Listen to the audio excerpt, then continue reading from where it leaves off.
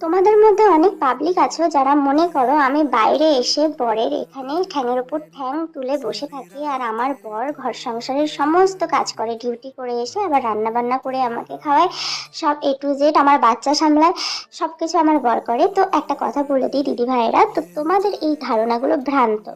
আমি সকাল থেকে ঘর মোছা থেকে শুরু করে স্বামীর ব্রেকফাস্ট, লাঞ্চ, ডিনার 3 টাইম আমার খাবার বানাতে হয়, তার পাশাপাশি আমার বাচ্চার খাবার বানাতে হয়, ঘর মোছামুছি, ঘর গোছানো, পুজো পাঠ করা, এগুলো তো আছেই, সব আমি একা নিজে হাতে সামলাই। তো তোমরা যে উল্টো পাল্টা রটনাগুলো রটিয়ে বেড়াও না, এগুলো বন্ধ করো, ঠিক আছে?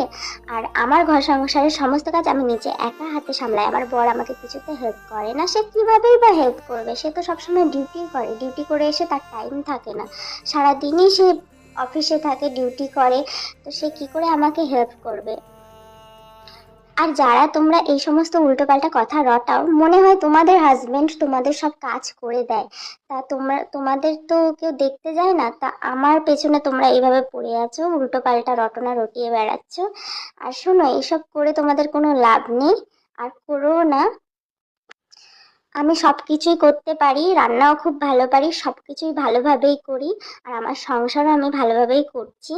হ্যাঁ, তোমাদের অত দেখার দরকার নেই। কিছু কিছু গ্রামের আনকালচার মেয়ে ছেলে আছে যাদের খেয়ে দেয়ে কোনো কাজ নেই, এরা খালি ঘরে কোনো রকমের রান্না বান্না করে কি করে না, তারপরে বসে পড়ে একটা গোল মিটিং করে, তারপরে কার সংসারে কি হলো, কে কোথায় ঝগড়া করলো, কার স্বামীর সাথে কার ঝামেলা হলো, এইসব নিয়ে বসে। ওদের তো আর কাজ নেই ঘর সংসারে, মানে স্বামীরা এসে রান্না বান্না করে দেয়, আর ওরা খালি চুলের একটা ঝুঁটি বেঁধে তারপরে গোল মিটিং করে বসে যে কার স্বামীর সাথে কার ঝগড়া হলো, কে কে কি রান্না করলো, কার বাচ্চা নিয়ে কে কি করলো।